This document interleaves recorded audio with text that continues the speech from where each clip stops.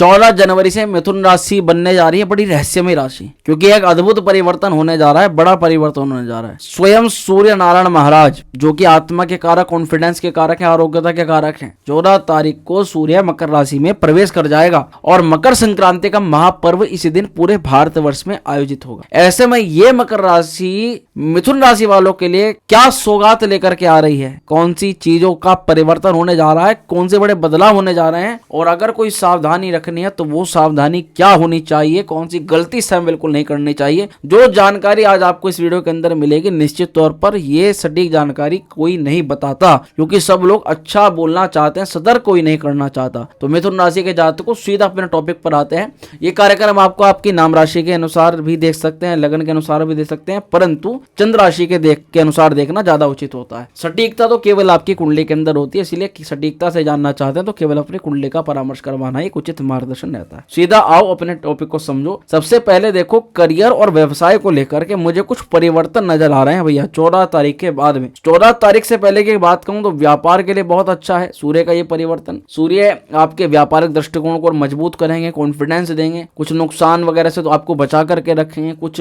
आप पहले से महसूस कर रहे होंगे कि मुझे कुछ खर्चा करना है, पर जैसे कोई चीज मुझे बार बार रोक रही है कि अभी ना करूं, अभी ना करूं, अभी ना करूं, इस चीज पर थोड़ा थोड़ा आप अपना प्रभाव रखोगे। अष्टम भाव ना कहीं गूढ़ विषयों का और अचानक होने वाले परिवर्तन और बदलावों का जो है प्रभाव माना जाता है। इस भाव को इसी से देखा जाता है। और सूर्य कौन है? तृतीय भाव के मालिक, मेहनत के, हमारे छोटे छोटे इन्वेस्टमेंट के, छोटी छोटी यात्राओं के, हमारे भाई बहनों। जब हमारे तृतीय सूर्य अष्टम भाव में गोचर करेंगे 14 तारीख के बाद, तो आपके करियर में कोई अप्रत्याशित बदलाव ना हो, अप्रत्याशित आपको कोई प्रॉफिट या नुकसान दोनों की संभावना हो सकती है, प्रॉफिट भी और नुकसान, क्योंकि अष्टम भाव बड़ा रहस्यमय भाव होता है भैया। ये इस प्रकार से लाभ दे देता है कि व्यक्ति उसकी कल्पना नहीं करता, परंतु जिसको हम लाभ मान करके इन्वेस्टमेंट करते हैं वहां पर ही हमें संकट दे देता है। तो कोशिश तो ये करिएगा, अगर आप सोच रहे हैं कि मैं कुछ इन्वेस्ट करूं तो 14 तारीख से पहले करिएगा। 14 तारीख के बाद सूर्य के इस गोचर में इन्वेस्टमेंट थोड़ा सा बचाव करके चलना पड़ेगा। वैसे कर सकते हैं, पर जहां पर आपको लगता है कि ये रिस्की इन्वेस्टमेंट हो सकता है तो वो बिल्कुल नहीं करना है। अब आपको बताऊं, जो लोग रिसर्च के फील्ड में हैं, जो लोग टेक्नोलॉजी के फील्ड में हैं, और जो लोग मेडिकल विभाग में हैं, जो डॉक्टरी विभाग के अंदर है, बीमा कंपनी में है, उन लोगों के लिए तो ये गोचर बड़ा शानदार होने जा रहा है, बहुत लाभ मिलने जा रहा है। जो लोग मीडिया में मीडिया पत्रकारिता का काम करते हैं, जिन लोगों का कहीं ना कहीं छोटी छोटी यात्राओं का, मार्केटिंग का काम है, उन लोगों की थोड़ी सी चिंताएं बढ़ सकती हैं, उन लोगों का थोड़ा सा बर्डन बढ़ सकता है 14 जनवरी के बाद, तो उनको थोड़ा सावधान रहना चाहिए। परंतु अगर बात कहें तो ये जो समय रहेगा, इसमें सबसे अच्छी बात क्या है कि सूर्य के इस गोचर से आपको एक अपनी गलतियों का एक एहसास मिलेगा। आपको सबसे ज्यादा अच्छा समय रहेगा कि आप अपनी गलतियों को थोड़ा रियलाइज करो, आपने क्या गलतियां विपरीत में की हैं, किन लोगों पर भरोसा किया है, कौन से काम आपको नहीं करने चाहिए थे, यानी एक सेल्फ एनालाइजेशन, अपने आप को थोड़ा एनालाइज करना। उसके लिए सूर्य का ये गोचर बहुत अच्छा माना जाता है। अपने ही कुछ अंदर के बदलावों को, पहचान को जानना कि हम क्या गलती करते हैं, हम कौन से अपने अंदर ऐसी चीजें खराब कर देते हैं जो हमें नहीं करनी चाहिए। बाकी कार्य क्षेत्र में मैं बता करके रखूं तो आपको इस दौरान करना क्या है कि नियमितता बना करके रखनी है। सबसे बड़ी गलती आप क्या करोगे, अगर 14 तारीख के बाद आप बार बार अपनी नौकरी में छुट्टी मार रहे हो, नौकरी में, करियर में आप बार बार काम को छोड़ रहे हो, या अपने काम को ज्यादा महत्ता नहीं दे रहे, काम के अलावा और चीजें आज आपकी महत्ता बढ़ चुकी हैं, जैसे घर परिवार की चीजें, बार बार आपको नौकरी से, करियर से आपका ध्यान हटाना, दूसरी तरफ ले जाना, पंक्चुअलिटी आपकी कहीं खत्म नहीं होनी चाहिए इस दौरान, इसका आपको सख्त ध्यान रख करके चलना पड़ेगा। अब आर्थिक स्थिति को थोड़ा समझना, आर्थिक स्थिति को लेकर के सूर्य अष्टम में रह करके आपके धन भाव को देखेंगे तो ये समय अचानक धन लाभ का संकेत तो देता है कि आपका कोई पैसा आ रहा है, कोई पुरानी योजना,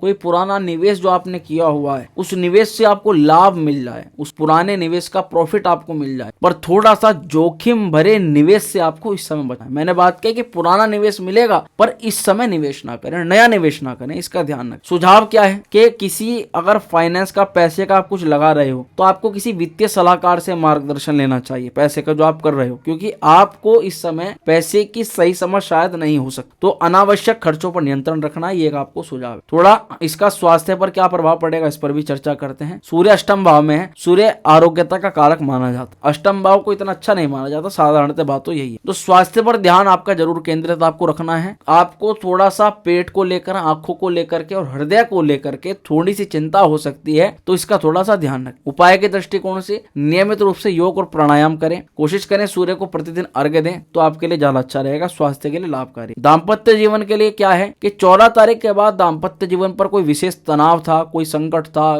कुछ आपको लग रहा था कि भाई बहुत आप चिंताएं बढ़ रही हैं, परिवार में आपसी दाम्पत्य जीवन बड़ा मनमुटाव आपका हो रहा है, तो सूर्य वहां से अपना प्रभाव हटा लेंगे। क्योंकि आपके पार्टनर के अगर रोग, कोई शारीरिक अक्षमता, किसी प्रकार की स्वास्थ्य को लेकर के चिंता या उनके गुस्सा क्रोध उनको ज्यादा आ रहा था, तो उस स्थिति में यहाँ पर देखा जाएगा कि सूर्य वहां नेगेटिव प्रभाव जो उसका था वो खत्म हो रहा है। सूर्य के इस गोचर से दाम्पत्य जीवन की अनबन से आप थोड़े बच जाओगे।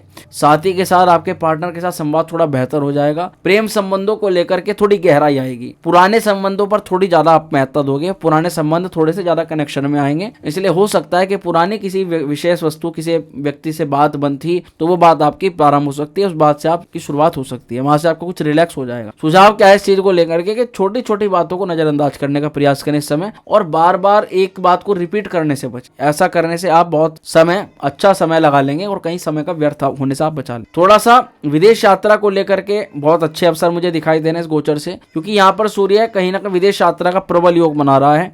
फॉरेन में कई सारी गतिविधियां आपकी प्रारंभ होने वाली हैं, तो फॉरेन से पैसा आ सकता है, फॉरेन के द्वारा कोई काम स्थापित हो सकता है। विदेश में कोई काम रुका हुआ है तो वो काम आपका पूरा हो सकता है। विदेश में रहते रहते आपको सोच रहे हो कि मेरा ये काम हो जाए, तो उसके भी यहाँ पर प्रबल योग बन रहे हैं। अवसर पूरे आ रहे हैं, अवसरों को आप कोशिश करें कि हाथ से ना जाने दें, क्योंकि बहुत सारे अवसर जब सूर्य अष्टम में होता है तो व्यक्ति के सामने आते हैं और क्या गलती करता है कि कंफ्यूज रहता है, अरे इसमें तो ये होगा, इसमें तो वो होगा, उसके बाद उससे नेगेटिव चीजों को देखता रहता है, उसके पॉजिटिव पहलू पर जाता नहीं। अगर एक बार उसके पॉजिटिव पहलू को जा ले तो उस अवसर को अपने हाथ से ना जाने दे। तो सूर्य का ये गोचर रहेगा जिसमें आपके सामने अवसर आएंगे, उस अवसर को खो जाने की आपको गलती नहीं करनी है, आपको अपनी तरफ से पूरा तैयार है। थोड़ा सा शत्रु की स्थिति यहाँ पर मुझे देखी जा रही है 14 जनवरी के बाद। अगर आप नौकरी में है तो वहाँ षड्यंत्रकारी शत्रु, अगर आप जॉब में है, व्यापार में, तो वहां पर आपके कंप्यूटर कुछ एक्टिवेट हो रहे हैं, और अष्टम भाव में शत्रुओं द्वारा बाधा आने का पूरा पूरा संकेत रहता है। तो अगर आपका कोई मेन काम है, कोशिश करें गोपनीयता बनाकर अपना काम करें। अगर अपने काम को गोपनीय बनाकर रखेंगे तो आपका काम अवश्य पूरा होगा। अगर वो काम किसी को बताकर करेंगे तो उसमें शत्रुगत स्थितियां जरूर शामिल होंगी, तो उससे बचाव करके रखें, ये आपके लिए सलाह है। उपाय क्या करना है कि आप रविवार के दिन सूर्य देव का मंत्र का जाप करें 108 बार, ओम गृहिणी सूर्याय। जीवन में सकारात्मक परिवर्तन आएंगे, पॉजिटिव इंपैक्ट आएगा। आत्मावलोकन के लिए समय अच्छा है, आप खुद पर थोड़ा ध्यान केंद्रित कर सकते हो, क्या आपकी गलतियां रही हैं, कौन सी गलतियां आपको नहीं करनी चाहिए। नई योजनाओं पर थोड़ा सा काम करें, पर अभी शुरुआत ना करें। नई योजनाएं बनाने का समय अच्छा है, पर करने के लिए थोड़ा सा रुकने की आवश्यकता पड़ेगी। बाकी स्वास्थ्य के लिहाज से, परिवार के लिहाज से ये समय पहले से थोड़ा सा स्वास्थ्य को लेकर के थोड़ा सा गंभीर है, पर परिवार को लेकर के अच्छा देखा जा रहा है। अब एक बात समझने का प्रयास कीजिएगा कि यहाँ मकर संक्रांति का पर्व है, तो कुछ चीजें ऐसी भी हैं, जब मकर में सूर्य आते हैं तो सूर्य अगर खराब भी हो रहे हो ना राशिगत स्थिति के कारण, तब भी हम सूर्य के लिए कुछ उपाय करके सूर्य को अच्छा बना सकते हैं। यानी कि आप इसके नेगेटिव इंपैक्ट से भी बहुत अच्छी तरह से बच सकते हैं। क्या करना है आपको कि आप इस दिन गुड़ का दान करें, गुड़ किसी को, किसी जरूरतमंद व्यक्ति को उसका दान कर दें। साथ ही आप एक तांबे में सूर्य का यंत्र बनवा करके या तो उसको गले में धारण कर लें या अपने पूजा स्थल पर रख लें। नित्य उसका केसर और रक्त चंदन से तिलक करें। गरीबों को आप गर्म कंबल, गर्म कपड़े दान कर सकते हैं। ऐसा करने से इस समय सूर्य की कृपा आपको मिलेगी, और सूर्य के मंत्र का जाप तो आपको मैंने बता ही दिया है, वो मंत्र आप जरूर जाप करें। तो मिथुन राशि वालों के लिए हमने कोशिश करी आपको सटीक जानकारी दें, इधर उधर के झमेले में ना आपको फंसाएं। क्या क्या सावधानी आपको रखनी चाहिए ये विशेष रूप से ध्यान लेकर के आपको चलना पड़ेगा। चिंता करने वाली कोई बात नहीं है, समय समय पर जब भी कोई ग्रह परिवर्तित होगा आपको पहले से ही सूचना दे देंगे। इसलिए चैनल को पहले सब्सक्राइब करके रखें, क्योंकि बहुत सारे महत्वपूर्ण बदलाव आप छोड़ सकते हैं अगर आप चैनल को, बेल आइकन को प्रेस नहीं करते हैं। बेल आइकन को प्रेस करके सेलेक्ट ऑल आपको करना है, ताकि वीडियो सबसे पहले आपके पास में पहुंचे। बहुत शीघ्र मिलते हैं अगले वीडियो में, तब तक स्वस्थ रहें, खुश रहें। हर हर महादेव।